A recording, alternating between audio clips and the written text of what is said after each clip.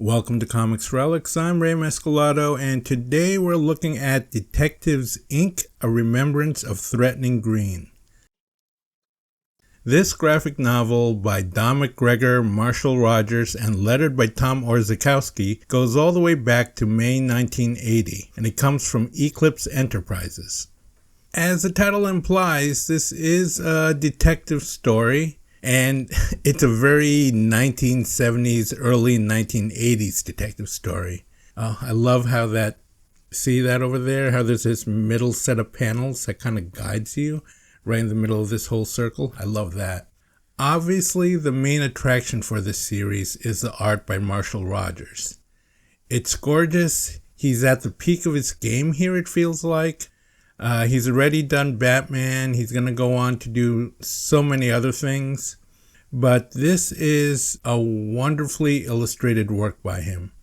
Look at how strong the storytelling is, with the facial expressions, the mood, the use of weather here with the rain, the way he alternates between two different events happening at the same time.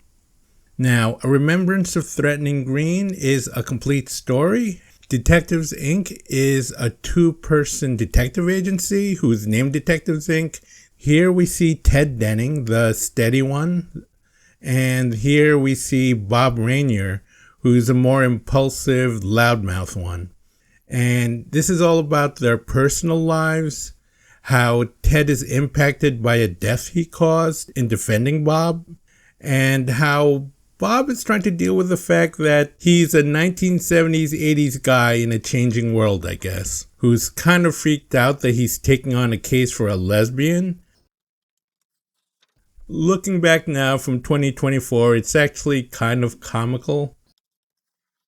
And there are, well, here you see, there are a lot of things about this that probably wouldn't pass muster now, or would make Bob look even worse, because he is pretty much a likable character. He is impulsive, as we can see with this quote-unquote fight scene that's about to come up, but his heart is in the right place. So, this midwife gets murdered, her lesbian lover asks Detective Inc. to look into the murder, and they look at possible suspects. And, not to spoil it for you guys, but it's pretty much who you thought it was going to be. Visually, this is spectacular. You get so many great vistas, Central Park, New York, Long Island, where I grew up. And as far as the writing, it is Don McGregor. If you're familiar with his work on Black Panther or Sable or other 1970s comics, you know he's not a minimalist. You know he loves a well-turned phrase.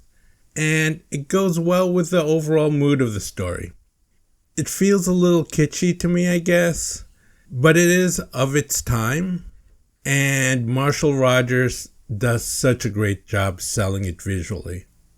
I love looking through this book just to appreciate how beautiful it is. And the two opening sequences do tie in together significantly, in that Ted's regret for killing a man leads to a bad outcome towards the end. I think just focusing on the main story of the midwife would have been fine anyway. I do love this book. If you ever get a chance to find it, get it. Eclipse did reprint this as a 2-part comic book sized miniseries in color. I do not recommend finding that because the smaller size and the coloring actually gets in the way of how crisp and sharp Rogers' art is. Overall, I think this is a great relic of a bygone age of experimental comic storytelling.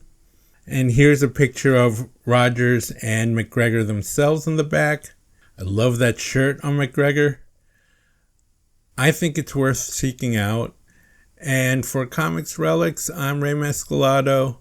Have a good day. Bye.